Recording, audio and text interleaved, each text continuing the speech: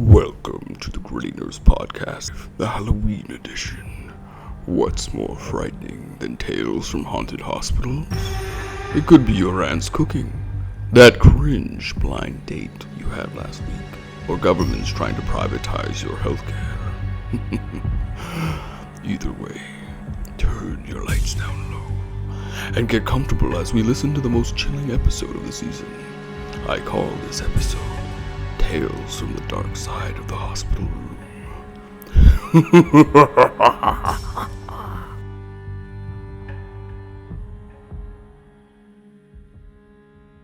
It's October, and I have to have this conversation. What do nurses and horror have in common? A lot. It's pretty sad, but kind of a lot. And I think it's kind of a cool conversation, but also a scary conversation to have because, again, there's so much tied between nursing and various horror tropes. And I think we should unpack that. And here to unpack that is none other than social worker Jordan to have the conversation about healthcare and horror and what's nurses' role in relation to this? Because let me tell you, we could be scary bitches. That's for sure. I mean, witches for sure. Yeah, before we begin, I just want to thank our sponsor, Canada Dry. Slake your. What are you doing? You don't have a sponsor in Canada. What the fuck are you talking about? You're gonna get us fucking sued. What? Anyway, I just thought I'd throw Amie a curveball there. And not to mention that you got the fluids all over the friggin' equipment. The psychology behind nursing and horror is pretty interesting. I think it has a lot to do with a lot of different things. I mean, I'm going to be speculating and spitballing some of these things, but I think for the most part it makes sense. I mean, hospitals are just generally kind of scary places. So it's natural that we set horror movies in places we don't feel like we have a lot of control or where we feel vulnerable. So bathrooms, basements, that kind of stuff, attics, creepy places, right? While we're sleeping, under the bed, that kind of stuff.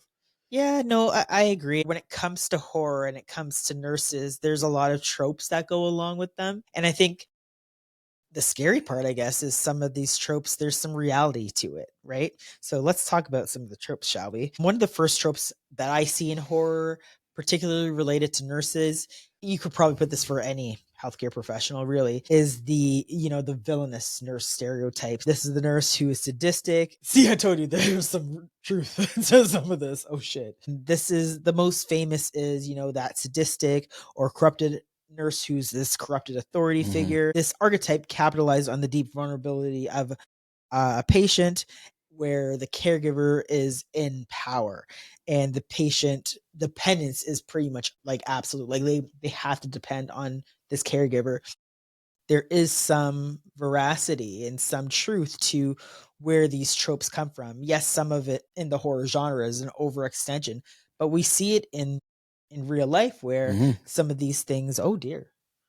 Did you hear something? Nope. Where some of these things take place. So first there's the battle axe or the big nurse. And again, this is like the Nurse Ratched type of character, the very controlling nurse from the One Flew Over the Cuckoo's Nest. Again, you see those types of nurse tropes in these kind of drama thriller types of shows, but they are the ones that kind of set the standard. Cold, the nurses are perceived to be cold, controlling, emotionally abusive, and uses institutional power to inflict its psychological treatment.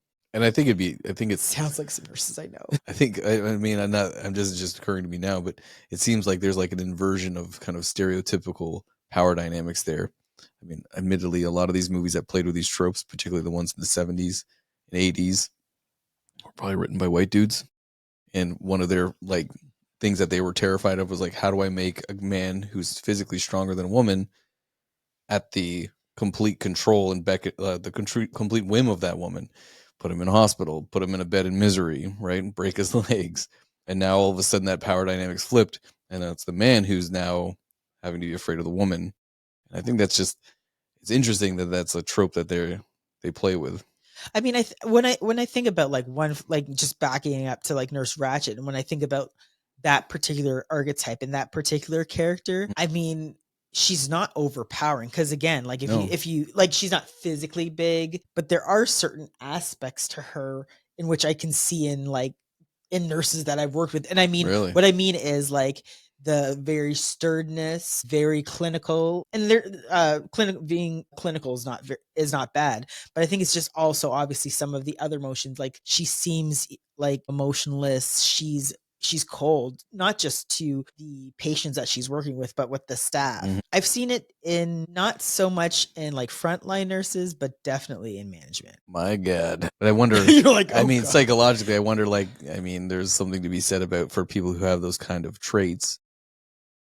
Those are some of the people that this Machiavellian system that we have. It didn't come from nowhere. Right. But I think those behaviors are rewarded. That's why they rise up to the middle ranks. It's kind of a self-selecting. That's the reason why more psychopaths are executives, right? Than they are in the natural. Like, there's like, I think they're like what point something percent of the population are psychopaths, or 1% of the population psychopaths, but 18% of executives roughly have psychopathic traits. Maybe that's why, because in the hospital, being able to be cold and autocratic and very, very, and take advantage of the hierarchy and your position of power to advance goals at the expense of other people's happiness or the other people's whatever. I think that those roles are selecting for people with those traits, which is kind of terrifying. Well, again, there's that little bit of truth to it where you see it in actual cases that have happened like today, where, for example, there's this nurse figure and they use and abuse their authority to, like inflict harm. Right. And that's where it's like, those are like frontline nurses though, right? Frontline and management have been embroiled in. I would say that where you would see that is more like, for example, where I talked about the case of Don Quinique, right? So it was like nurse managers and like charge nurses that were concocting this like whole scheme against her, right? And none of these nurses have lost their job, right? They're all like, thriving, living healthy lives. But again, Unreal. It's just there are some of these archetypes because, again, like these boogeyman stories that nurses tell other nurses, there's, yes, some of it might be exaggerated, but there's usually some bit of truth in it, right? And that's the scary piece.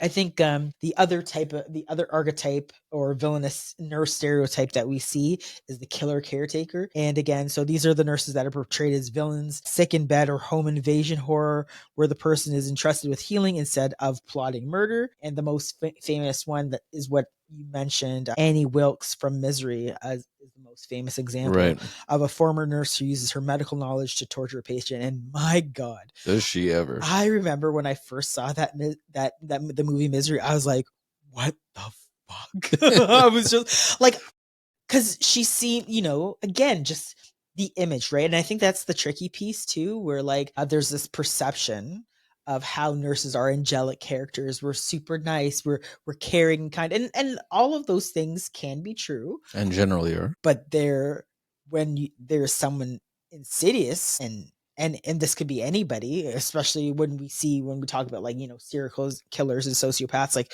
we had Bruce Sackman on and he talked about like how these characters kind of move within the healthcare system. Bruce Sackman. It's really scary. And again, there are nurse serial killers. We had our own here in Ontario, and by God, it took like forever and a fucking day for them to actually convict her. Which ones did we have in Ontario? Elizabeth Wetlaufer. She was killing patients with insulin. And they were like, it's just so weird because during all of this, like she went from hospital to hospital. There's this weird like thing. It's like you think something was strange and off with that nurse, but then they go and work at another institution, and then there was something strange and off about that nurse, but then she goes and works in another institution. But like no one's ever like done the whole like, okay, something. Which is interesting because that's really how Ted Bundy was able to do what he did. He didn't move from hospital to hospital. He moved from state to state because he knew that they didn't have. Well, we don't have tracking systems. I mean, like we have like the CNO, which is like a regulatory body here in Ontario. But if you fuck up and you're like trying to kill patients and I could tell you, there's no way to track them in this system. Right. And I'm not trying to like encourage people to do like none of that, but I'm just saying that we are not equipped. But in the States, it was CODIS that was put in. Is it CODIS? CODIS is what was put in place, but it still is really hard to track medical serial killers because of the access. Like that's the biggest scary piece. It's Like that, that was invented for like regular serial killers, but I think Bruce Stackman would say like we need a system to catch. There is none, right? And that's like what you're mentioning again, where we don't have a CODIS for healthcare. So when it comes to medical serial killers or nurses who are serial killers, I can't remember the other. There was the Good Nurse, where there was that one nurse that was friends with this other nurse who was, it was like a Netflix, right? Yes, Netflix series, and again using insulin. I believe it was insulin to murder their patients. They didn't even get through that because it got so creepy. It's just so dark, right? And I just think that, again, obviously in nature, nursing serial killers are horrifying because you can rack up numbers, right? I think that's kind of when Bruce Sackman was talking about. Okay, so yeah, like I can't remember the name of the specific doctor, but I'm sure I'm going to find it on this list because look at this. This is, you probably can't see it, but I'll show you after. This is a full list of medical serial killers. And like the fact that it's this long is really fucking scary. And the scary aspect of medical serial killers is because they can rack up numbers. Harold Shipman. He was the influence for Hannibal Lecter. Yeah, and he was considered to be one of the most prolific serial killers in modern history, with an estimated 300 folks that he had killed within spanning 30 years. So it's almost always higher too. Well, that's what they think that they know. So again, like think about how scary from like a patient standpoint, you're vulnerable, you're sick, and that, there are these people who exist in nature, but again, very, very rare. We're talking about the 70s and 80s where they didn't have systems like CODIS, DNA testing and all sorts of other stuff. But again, what still makes it scary is like when we have conversations like with people like Bruce Sackman, who worked for, Veteran Affairs, looking for medical serial killers, saying that there is still a huge problem and that this is still real. And like I mentioned, Elizabeth Wetlaufer's case took, I think it was like 8 to 10 plus years before, she was convicted, and she lost her license after when she was going to court. Yeah. Don't get me started. It's like now her license is being pulled. It's like, whoa, it's crazy. But yeah, like, I mean, again, these tropes exist in nature, and it's really creepy that they're based on actual things. Yeah. I mean, it's rare to have a serial killer in a profession that requires such advanced degrees, which is why your list is long, but if you compare it to the millions of people in the medical industry, it's comparatively small across town. But serial killers typically have other issues too that impact their ability to kind of commit to degrees long term. They usually have, on average, lower than average IQs.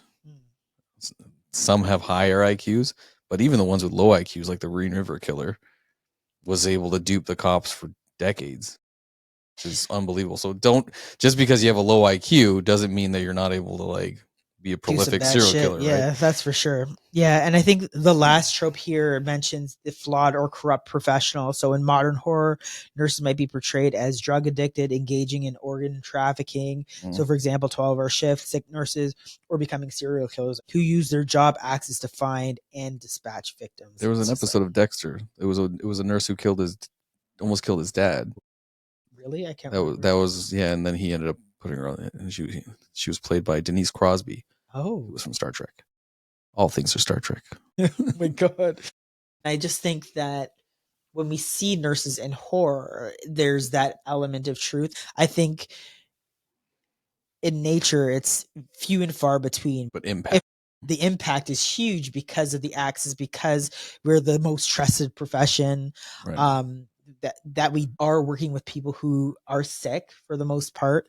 Yeah, it's pretty creepy. I mean, I think it's good that just the education alone is a barrier to entry for most people who have psychopathic serial killery traits. Right. So that's helpful. That's helpful. But there's a lot more that could be done to protect the public, because when it goes off the rails, it goes off hard. Because psychopaths and serial killers, I should say more specifically, or killers or people who have the potential to be those things, are drawn to professions where people are vulnerable or where there's a power imbalance. They're drawn to policing, the military. They're drawn to, like, same reason pedophiles are drawn to education professions and clergymen and stuff like that, right? So definitely more work needs to be done. Yeah.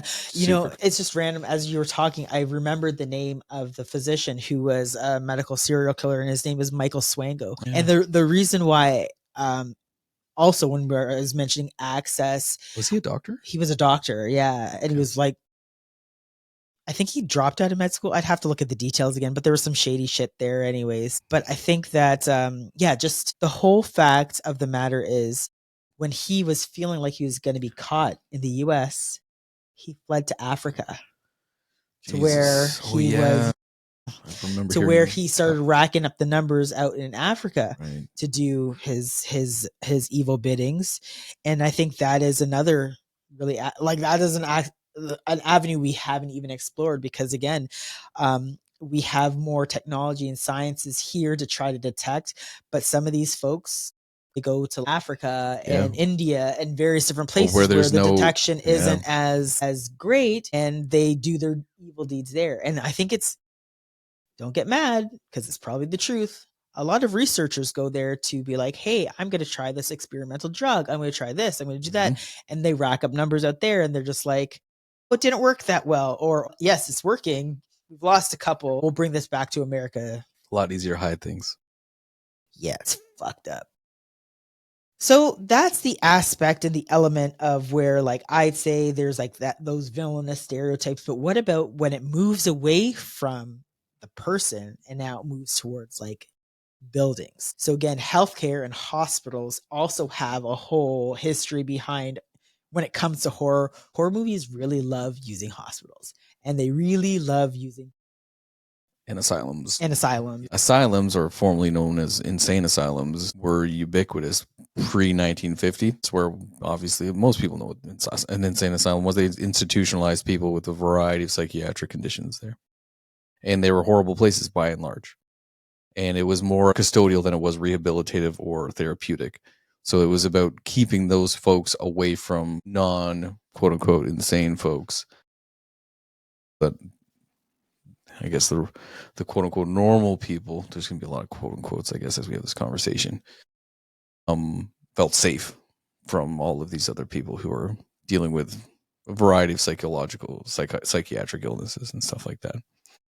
And they were gradually closed because they were found to be inhumane. They were also incredibly expensive to maintain, were not really all that effective because they were just like jail, but not jail. And so we kind of phased them out, but they still exist in the Caribbean. Yeah, that's a whole. And if you ever want to know why, other situation. Like, I mean, not that how many times have we heard people from the Caribbean? And my mom, for instance, has gone to the asylums in Grenada, and she said they are horrific. So if you have a mental illness and you have the ability, the functioning capacity to be like, nope, I'm not crazy. Right? Because you don't want to go there. It's a horrible place to go. Like, I mean, I almost think about the fact that, think of like Maslow's hierarchy of needs, right? So, I mean, if shelter and safety and security are probably like at the top of the list, and you're putting someone in an unsafe place, unsanitary place, a place where it feels like it's not, you're not secure and doesn't feel like a home, then yeah, you probably, the institution itself probably makes for problems. Like, I think that's probably a big part of it as well. And again, just the whole aspect of stigmatization. I guess when we think about horror films and when horror films are using psychiatry, there's, I'm going to take it this way. I think there's actually more of a fear of the capability of the mind, right? More of a fear of, there's so much we don't know about how the brain operates or why people do the things that they do, or the unpredictability of human nature, that when horror films take that aspect of psychology, they're preying on all of our deepest and darkest fears. Like the things that are in the recesses of our mind that we're just like, yeah, that doesn't really bother me, but it's like deep down, it's like, well, it's the that's fear, some scary shit. So yeah, there's the fear of like, I don't want to admit to having a mental illness because I don't want to be. Well, I wasn't even going down that route. I was. So that's one fear, is like, I don't want to be considered to have lost my mind. I don't want to go to an asylum because that's a terrifying, horrible place where they treat you like an animal. And then there's the other component where we all, because in our society, we have very narrow parameters for what's normative behavior. We all have a lot of ableist and sanist views against people with mental health issues and mental health disabilities. And the movies play into those fears. Right. That's unfortunate, because that's also perpetuated a lot of stigma against people who have psychosis or mood disorders and stuff like that. And I don't think they help. And I think the movies that are still, well, now they're not active asylums, they're condemned asylums, but you go in there and it's the spirit of the insane people are still haunting the halls, and there's always some insane doctor, mad scientist doctor who was experimenting on these folks and stuff like that. So it all plays into the trope of being out of control, but also the fear of the unknown, fear of like humans that are like unpredictable and scary. And so all of us have, the amount of ableism in our society still to this day. And remember, like when these people were released from these psychiatric facilities, the goal was to put them into outpatient facilities in communities that were supposed to be properly resourced. And we're talking about Canada here, but I'm pretty sure it applies to everywhere. But they were not properly sourced. So these folks with high support needs went back to their communities who were not able to help them. And then instead of now being institutionalized in horrific conditions, they became either homeless or they went to jail, and then they were released. And what there was like a term for it. It was like some kind of triangle or something like that, where they were kind of caught in this loop, and they were using jails, shelters, and hospitals was the kind of triangle, right? Yeah, I mean, I think you're right where you're talking about the whole aspect of, why horror movies tend to like look at asylums or hospitals again. There's that whole fear of losing control, like you mentioned, the fact that, when you go to the hospital, you're vulnerable. And again, you don't have, whether it's an illness that brings you there, or whether it's like, you're there to visit, or whatever the case may be, that loss of agency or self-control and having to be fully reliant on someone else, like they just play into all of that. And obviously, if there's a malevolent nurse or spirit or whatever they're playing on in these things, really just represents that betrayal of trust, because a hospital is supposed to be a trusting and great place. We know from medical apartheid how hospitals came to be, so that's a whole other conversation. I shouldn't even say it plays into the fear. It's the fear that's like real and actualized. And then you also mentioned just the fear of the institution, so just people feeling that it's like it's not their home, they're not in the safety and security of their own place. And then there are instances of abuse in these institutions, particularly in mental institutions way back when, and probably still today. And I think that's where we hope for the best, but we know that there are still these dark corners or dark pockets that haven't been truly fixed. And mental health is probably one of them. Not saying that mental health is a dark pocket, but the fact of the matter like that by a lot of folks. It is, right? The fact that there's a lot of work that needs to be gone into it. And then kind of lastly, just, medical horror. I think there are a lot of people that are afraid of like needles, scalpels, restraints. Some of these things can be weaponized. I mean, when you think about like body horror, just like all of that stuff, just it gets your back up, right? And then when you put in hospital settings, the fear of needles is real, the fear of blood is real, all fear of those MRIs. Fear of Jesus Christ, the last Final Destination movie. They took that to the next level. But see, reality, someone did die in an MRI machine, which is like, you don't think these things can happen, but they can, right? Just that weaponization of, maybe this nurse is gonna like inject you with evil stuff, or they're gonna poke you, or they're gonna like maim you, because you never know. Like, and I've heard, this is why, yes, nurses can have dark humor, but this is why when I see those TikToks or things where people are making fun in that way, I'm just like, no, man, like don't, people are already terrified. Like, do not do this, right? Sure. But yeah, I guess the other aspect is that nursing, hospitals, they can be seen as places of torture. Yeah, 100%. And of course, horror writers and directors play into our fears because that's their job. Their job is to take the things that scare us and then ratchet it up, right? So we've had movies about having surgery done on people while they've been under anesthesia, where they wake up and they're awake and aware of what's going on. I think I can't remember who's in that movie. I've never seen it. There's been autopsy ones, the autopsy of Jane Jane Doe. Doe, yeah. Well, she was definitely dead, but like undead. And there's movies that just take place almost exclusively in Like hospitals. The morgues, yeah. Exorcist 3 took place mostly in a hospital. Halloween, Psych Hospital. Halloween 2. Psych Hospital, Psych Ward that's how Michael Myers escaped. Well, yes, he escaped, but in Halloween 2, she is admitted to the hospital and he's hunting her in the hospital. So she's extra vulnerable because she's like injured and whatnot.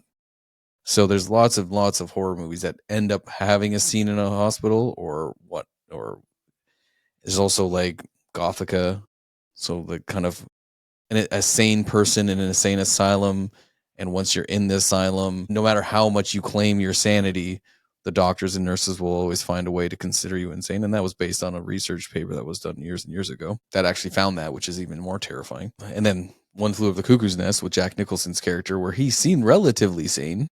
I mean, he was kooky, but he was like stuck in this psychiatric facility, and what happens to him at the end? He gets lobotomized, right? Spoiler alert. Yeah, I mean, again, I think it's just the scary aspect is there's those elements of truth, those elements where in history these things might have happened, or the fact that some of these fears are actualized because they're fears that we actually have. Whether it's of needles, of being vulnerable, like these are all true things, and they just obviously in these settings you can just ratchet up like 10 times more, right? And I think that's what makes that element really scary. And lastly, I'm rolling my eyes because we see the costumes that come out every once in a while, the sexy nurse, the satanic nurse, right? Either they're like deities, they're like saint-like figures, or they're sexy or satanic. Again, media analysis often categorizes the portrayal of these nurses into one of these three main stereotypes. I can tell you, look at my husband's face. What did I look like after a 12-hour shift? You better say beautiful. You looked wonderful, but very tired. Yeah, he used to be like, those bags have bags. I don't know if I was ever that blunt, but I was like, honey, it's shocking that you have such deep, dark circles under your eyes. I think you need to sleep. But yeah, like again, it's so weird, these three categories that have come up. So again, the sexy nurse one is just unreal. And remember Animaniacs. Okay, yes. Oh my god. Hello, nurse. Yeah. And that's worse for kids. And there was a nurse in a fairly revealing low-cut top. That's so weird. And that was marketed for us when we were little. That other one, she was a nurse too. Even in Kill Bill, she was a fake nurse. Yeah. But it was just like, if I could think of all sorts of different nurse roles where people were going like, for the overly like sexualized look at the Joker nurse. When he was a nurse, he was more like how I you look more like Heath Ledger's Joker. So the sexy or sexualized figure. So while they're not villainous, they're over sexualized. They're the naughty nurse. They can cross into the horror tropes, and then they're used to humanize or exploit a character or to lure their victims to their death, like sirens type of thing. And then again, there's the satanic figure or the monster. So this is a villain, which sadly undercuts the real life work of nurses by painting this person in the most trusted profession as evil, exploits the deep-seated fear of treachery. But again, there are some. Wasn't it like a siren nurse who killed somebody in Nightmare on Elm Street 3? I think she rips out his tongue. I can't even. I remember seeing that when I was little, and I was like, "What? I'm too little to see this." And yeah, she was like smooching him when he was on the bed, and then she like with his tongue, and I was like, "Oh my god!" Yeah, no, I don't remember. Nightmare on Elm Street movies. That is not true. I remember the good ones. 1, 2. That's it. And I'll put in Child or whatever. Not the Dream Child. Dream Warriors. Nightmare. The other ones are just straight up comedy. Well, I mean, 2's technically comedy too. I don't even know if I could say there's elements of truthfulness to the sexy nurse. I mean, okay, the one thing I can say is there was a really funny meme. It wasn't a meme. It was a guy on TikTok, and he actually responded to me. Remember I told you? So he was singing a song. Yeah, I think he was rapping or something. He was singing a song or something. And he was pretty much saying, he was a sheriff. He was a sheriff, and he's like, why you should never date a nurse. And I was like, yeah, you're weak for us in the knees. He's like, absolutely. I was like, you're damn right. But yeah, I don't know how much I can verify in relation to the sexier virtuous nurse or whatever. I mean, at the end of the day, we're just people, right? It sounds like dudes invented all of those tropes. Yeah, again, yeah, for their own sexual pleasure and desires. You got the sexy librarian, the sexy teacher, so the sexy funny, nurse. But it's so funny like because like you it's a think, thing. like, I think to myself, right, of like what the white scrubs looked like way back when. I don't even know where they got the sexy nurse from. When I walked onto the we unit were, at like, labor and full- delivery, it looked like you guys were just wearing blue potato sacks. Yeah. They had no, it was just everything looked like a block. You guys look like a bunch of Minecraft characters moving around because the we weren't unit. focused on Nor this, should like, you we're be. It focused has on to what be we're supposed to function. do. Everything should be function in that environment. Yeah, then you guys are assholes. But now you have figs. So, Amy, yes. this might be hard. Okay. What are your top 5 horror movies? Top 5. Top 5 horror movies. Does it have to have a nurse in it? No, we're past that. We're beyond that. Top 5. That's really hard. I mean, maybe in no particular order. Let's start with Sleepy Hollow because again. Oh, hold on. Maybe before we wrap, before I give you the 5, just in conclusion, the reoccurrence of seeing nurses in these horror themes is really a potent reflection, I'd say, how society is fearful of being vulnerable, being put in a hospital, being poked and prodded, and not knowing whether they're going to live or die. Like, that's probably all of it in a nutshell, right? And I think that there's a lot of vulnerability when you are sick and then someone has to care over you. So there's that. It's not, I wouldn't even say it's a hierarchy, but it's like a power imbalance, right? And again, with nurses having to be the most trusted profession, we are also, with trust. Oh God, I was going to say that stupid line. I'm not going to say it. With great power comes great responsibility. But just, I think if it was Nurse Ratched, with great power comes great opportunity. Yeah, again, but I guess that's the piece, right? That although we are put in these roles, our job is to make sure that we make people better, not sicker. And there are nurses and other healthcare professionals out there that have ulterior motives that don't. But they are, I would say, few and far between. Vast minority. Yeah, right. And again, yeah, I think it's just it's an interesting conversation to have when we talk about like our deepest, darkest fears. Like, I mean, I don't even think I think we've probably just scratched the surface because I think there's a lot of psychology behind why people are fearful of healthcare providers. We kind of touched on some, and then just the psychology behind why people like watching horror movies like me. There's a lot there, but that's not what we're doing. But back to your question about my top 5. Again, like in no order, I'd say Sleepy Hollow's 1, and I got the kids to watch it. The Johnny Depp one? The one with Johnny Depp. It was just so much fun. I just enjoyed because it was like it was a and little bit of comedy. I like Tim Burton's style in terms of like how he goes about his movies. Not all of them, but I do like how he uses like certain types of visuals, and I don't know. I enjoyed Sleepy Hollow. The next one on the top would be probably any of the Conjurings, right? They're just really creepy. Okay, fine, not any of them. Fine. I was going to say I'll be number specific. 3 is probably not going to be on that list. 1, 2, and the last one that we just saw. Last one was pretty creepy. So I would put the Conjuring block together. The Exorcist is a good classic. It'll never be not scary for me. 3. Exorcist also has a lot of hospital scenes, but in that case, it's and I never really realized this until I was listening to some of the guys on Red Letter Media talk about it. So shout out to Red Letter Media, you guys are dope. But they were talking about the fact that The Exorcist is really, the story is about the mother. Everybody thinks it's about Reagan, but it's really about the mother and her desperate attempt to find out what is going on with her daughter. And so a lot of the movies with her spent in hospitals getting spinal taps done and all these scans done, and the medical professionals. It's when medicine doesn't have the answer. Right, exactly.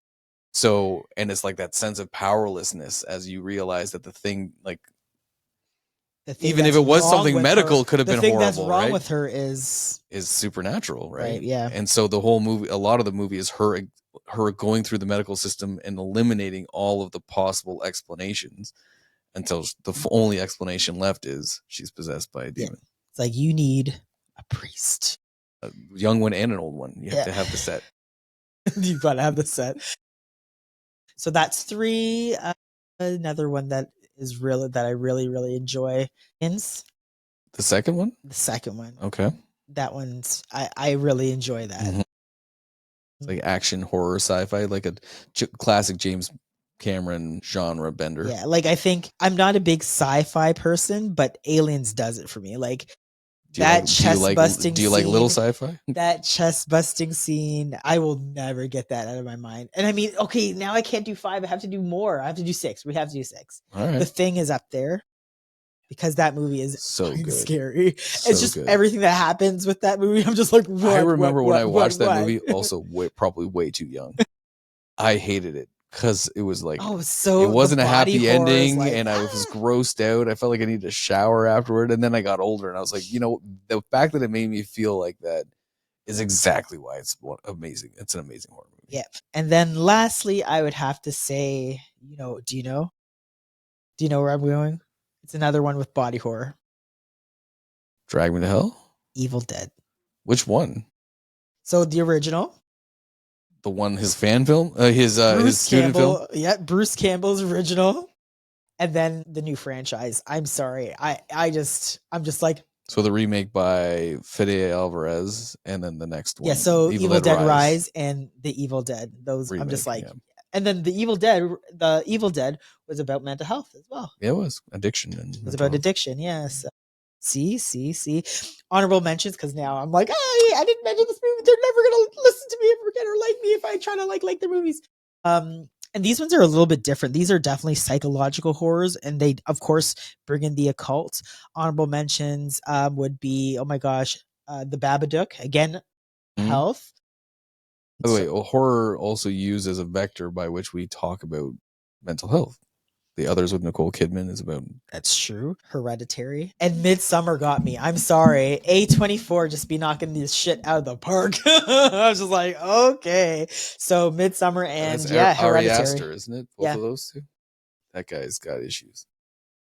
No, I mean, I'm watching. I'm just like fervently typing because, hopefully one of these days I can make my own medical. Dope. Working on it.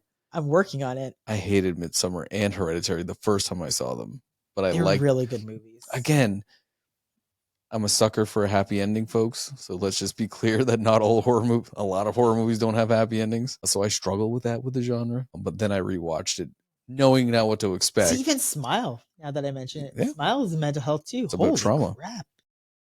Some of those good ones, eh? Yeah, I'm gonna get you. See, this is why, like, not to go on a tangent, but I'm going to go on a little tangent. That's why I think you'd like sci-fi, because sci-fi and horror both use allegory to talk about other issues. What horror really is. No, that's what good horror is. Okay, good horror.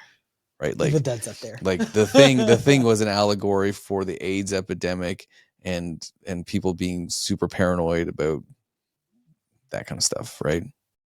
About getting infected and not knowing what to do with their bodies and stuff like that, and that's also the paranoia around that time about in the political sphere and stuff. Anyway, all right, tables turned. Your top 5. I'm sorry, I think I went like top 10 there.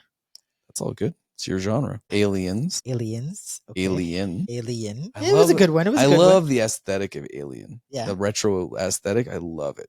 So the fact that they replicated it in Alien Earth, although they didn't stick the landing of that series, like, I really like that aesthetic. Right. So if you get a chance, also Alien Isolation, which is awesome. It's a super wicked video game. Okay.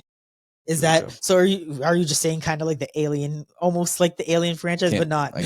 It's just so many duds in that franchise that I can't recommend the whole. Like, if you want to like develop mental health issues, watch Alien 3. That movie starts with the most depressing intro. James Cameron hated it. Anyway, poor David Fincher has his name all over that, but is literally disavowed it. Anyway, I'm not going to go on that. So Alien and Aliens, do I get that as one? That's one. Okay, cool. I would say let's add Alien Romulus. We'll call that the trilogy. Okay, that's your trilogy. Skip all the duds. Romulus was messed up. Yeah. So The Thing, that one is just beautiful, perfect movie. Jaws. Yes, things in the water. Anything in the water for me, because I can't swim very well. I can't swim. Doesn't matter. Still terrified. I went to the... you look down and it's all black. I'm like, nope. And then you just see something gray coming towards you. Nope. Because, like, listen, we're bald apes swimming in the water. I didn't even mention Get Out. I'm such a horrible person. Okay. Well, I'm not going to put it on my list, but you go nuts. It's not. It'd be in the like top 10-ish. Yeah, yeah. Keep going. So, where am I? Jaws. That's 3. Alien trilogy. Jaws, and The Thing. Another favorite of mine. It's interesting how I can tell the type of horror that we like are Sci-fi very horror. different. He's something else there. Well, you're not really a horror fan. Not I've at forced heart. you to be. Like I don't like being scared. The world's scary enough. But if I got to be scared, I got to do it at least in my genre. Okay. All right. After all the time, you were the one who told me you were. Well, I only can't. like I didn't accept all my alien movies to be lumped together, even though I asked for it. I'd say The Grudge. I know a lot of people are gonna hate on me for that. Really? But that movie, like the original Grudge, or like the American version, the remake, it just got me so hard. I hate it. I won't rewatch it if I don't have to. But it was so well done in terms of how terrified I was watching it, and then how terrified I was after I watched it. Like I got to give credit where credit's due. Yeah, right. And I'm sure I could come up with a better list than that if I really put more thought into the last one here. But in terms of like one that really freaked me out, probably. I hate to say it because the whole series just generally sucks. Paranormal Activity, the first one. Oh, the first one. Because that caught us off guard because we caught it before the hype. Yo, remember what? Okay. Do you remember? Wait, no, scrap that. The Exorcist, for sure. Okay. But that gets an honorable mention because I wasn't prepared for it when I came. Do you remember when we left the theater? It was so funny. We were at Young and Dundas Square. I've never seen this reaction ever. The movie ended. And like the lights went on in the theater and everybody got up. It was silent. I've never seen a movie where like the lights just come on and everyone was just like, it's just so quiet. It was so crazy, right? Absolutely. People were fucking tripping because it was just like, what the fuck? We just sat through 80 minutes of intense horror. So, okay. Yes, Exorcist definitely beats Paranormal Activity and Texas Chainsaw Massacre. The original. My God. Okay. Texas Chainsaw Massacre. So for you, those who don't know, I had never seen the Texas Chainsaw Massacre before I met her. And so one day we were at my parents' house and they were cooking dinner and Amie put it on for me. And then she left, of course, because why wouldn't she stay with me? And then, so she leaves and then she comes in and the movie ends. And she's like, all right, Jordan, you ready to eat? I'm like, yeah. And she's like, what's the matter? Are you okay? I'm like, mm-hmm. And I didn't have any appetite. And the funny thing is, that's where Ridley Scott. I told you the story the other day, but he's like, when he was doing research on how to figure out how to make Alien scary, he sat in a screener with another guy who had just ordered a big meal, and they were watching Texas Chainsaw Massacre. He's like, by the end of the movie, the guy had a fully uneaten burger in his hand. And he's like, that's how I knew how to make a horror movie, was because I had to follow some of the tropes in that movie. And so that was how it affected me, because I was just like, my mom had made split pea soup. It's one of my favorite meals. And I was just like, nah. Eat split pea soup after you saw The Exorcist? After The Exorcist, because I hadn't seen The Exorcist until they re-released it. Right. And so I saw it with a packed theater, which is a great experience, I may add. Like, usually I don't love theater going experience because it's just some obnoxious people there who disrupt the experience. But this was great because like the tension was palatable. And when it ended, I had the strongest need to go to church. And I was so quiet, and everybody was just quiet. Just like with Paranormal Activity, everybody just kind of shuffled quietly out of the theater. And it was just kind of, it's a bizarre experience when you see a really good horror movie. Like, it affected people to the core of their being. But again, it speaks to, and again, this is why I engage in horror.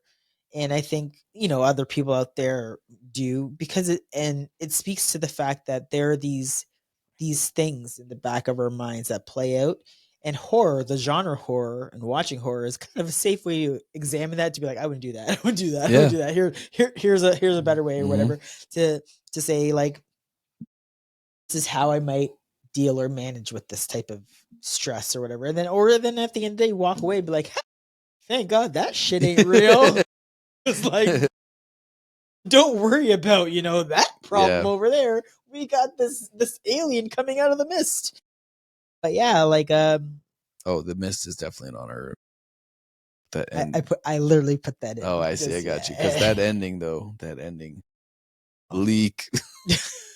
Yeah. But yeah, like, I mean, I think again, in healthcare, when we see horror and healthcare paired, there's a reason. And I think that we kind of touched on some of the biggest reasons. And I think that, it'll just continue to be recreated because unfortunately or fortunately or whatever, there's some reality to some of the horrors that we see in healthcare. And the genre horror is like, let's play with this and see how far we can push it. 100%. I would love for them to get rid of the sexy nurse trope and the insane asylum trope. Yeah, no. If we're gonna I think it's good that we take the opportunity in horror to examine mental health. I think that's very, very important. Babadook was amazing in that regard.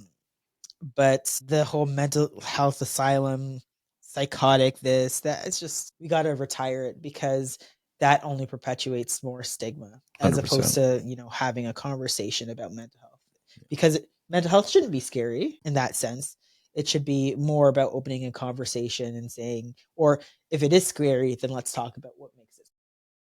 Anyways, with that, thank you for listening to it. One of the Halloween edition episodes of the Green Nurse podcast. You can find me on Apple, Spotify. You can find me on Apple and YouTube. Please hit the like and subscribe button. Thank you for having this conversation with me because the last one. Thank you for having this conversation with me. I've been dying to have it. What? Take care. Happy Halloween, everyone. Happy Halloween. Kiss a gritty nurse. Potentially. Not me. Looking for a great gift for a nurse or someone who needs to learn about nursing? Check out my national best-selling book, The Wisdom of Nurses, Stories of Grit from the Bedside. Thank you so much for listening to The Gritty Nurse with Amie Archibald-Varley. If you're watching on YouTube or listening on Apple Podcasts, Spotify, iHeartRadio, or any other podcast platform, please hit the subscribe button so you'll never miss out on any awesome episodes from The Gritty Nurse. Thank you so much and stay tuned until next time. Stay gritty.